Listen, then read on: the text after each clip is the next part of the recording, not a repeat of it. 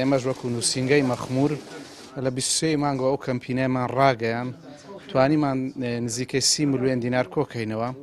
بەشێکی بگاتە غەزە و بەشێکی ئێستا گەیانمان ئینشاڵڵا ئەوەش دوو پرۆژەی پێدەکرێنە ناو غەزە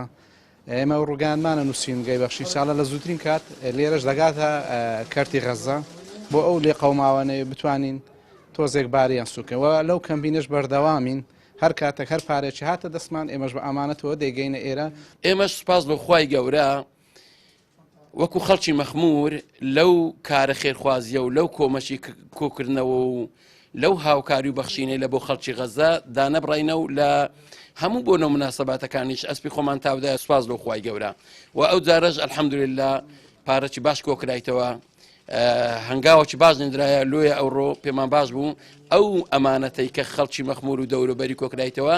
بیگەینە نووسینگەی سەرەکی بەخشین لە هەولێر